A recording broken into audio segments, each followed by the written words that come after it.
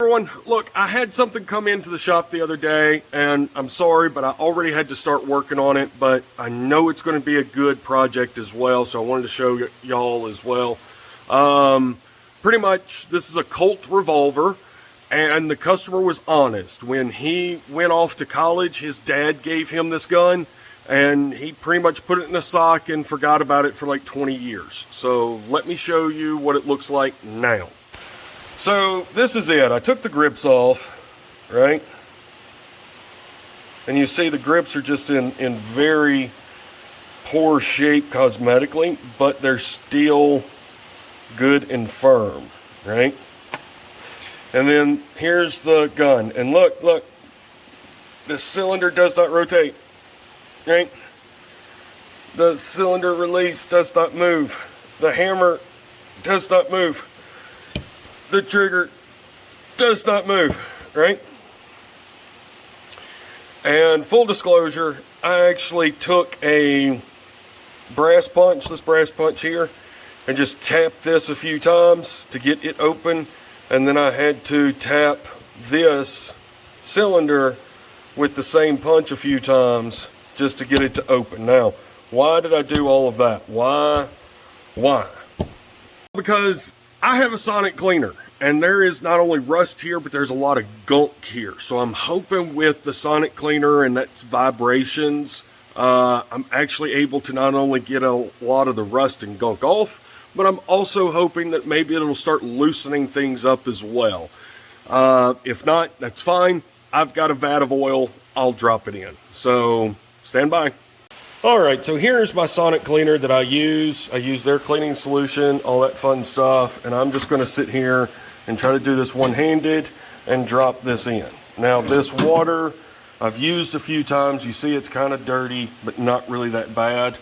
I've got it heated up to 60 degrees Celsius, and I'm gonna run it for a full 5 minutes. Now here's a downside to sonic cleaners. Listen. That noise gets to be a little obnoxious from time to time. But I've got the lid on it, so now I'm going to just let it run for 5 minutes, see how it does. If it's still not loose or doesn't have a lot of stuff off, I'll run it for another 5 minutes. After 10 minutes, if it still doesn't look a lot better, it's going to go in the vat of oil, and we'll go from there. All right, so I've ran this pistol for the full 10 minutes.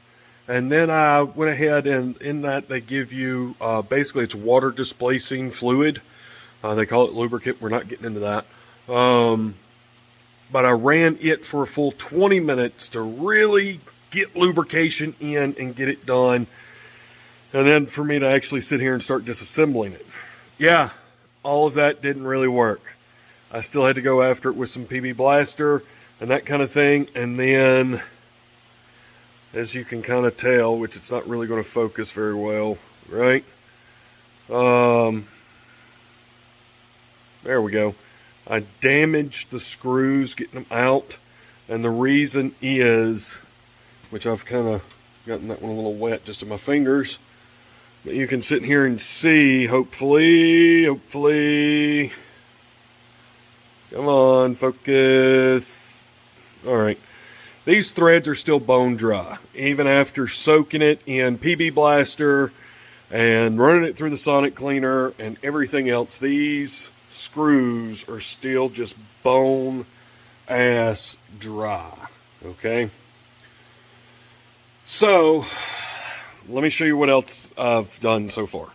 So first off, I got the cylinder out, and it took some work, but now it will roll. But I've still got to finish taking this apart, right? I've still got a good bit of work to do on it. Now I'm sitting here looking at the rest of this. So here's the side plate, right?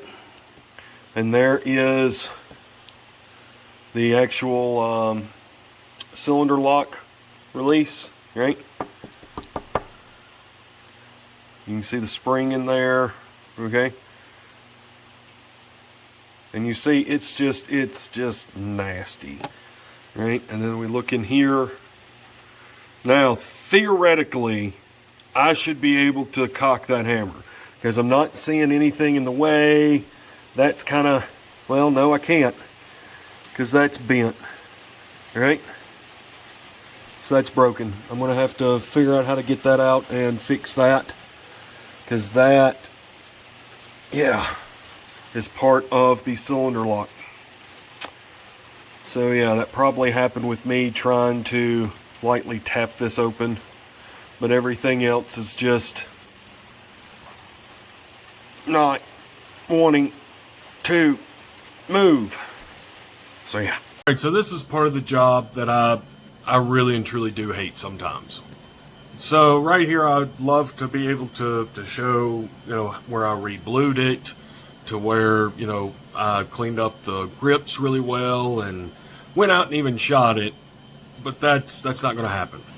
Main reason is if you noticed, that side plate was broken in the video, and I was going to get a replacement, so I set everything off to the side and I fully cleaned everything, bowled everything off, carded it, cleaned up the grips a little bit just to get a lot of that active rust off of it, that kind of thing.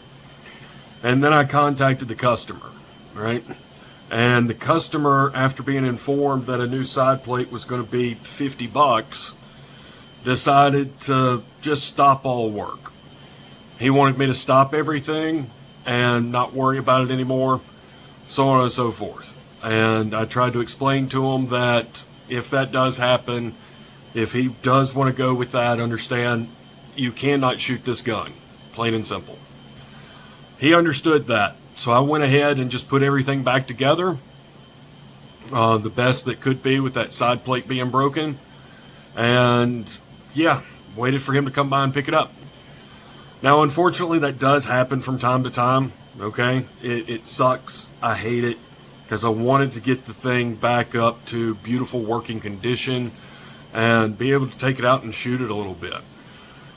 And so I put on all the paperwork, do not fire, multiple times, right, to where he would have to sign for it and that kind of thing, so he would fully understand that he is not allowed to fire this gun. Well, when the customer came in, he pretty much explained that he was getting all this done for his dad, right? Dad had unfortunately passed away, and he said he just didn't see a point in restoring it anymore. He said what he was going to do is put up a shadow box with a picture of his dad and his granddad in it and just hang it on the wall. Which that makes me feel good, because at least it's not getting, you know, turned into scrap metal or anything like that. And the customer admitted he's not much of a gun guy, you know. So at least it's still going to live on. But I would have still preferred to get it up and running for him. I really did.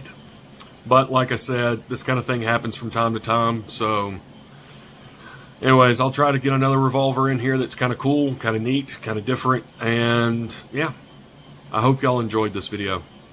Y'all have a good one.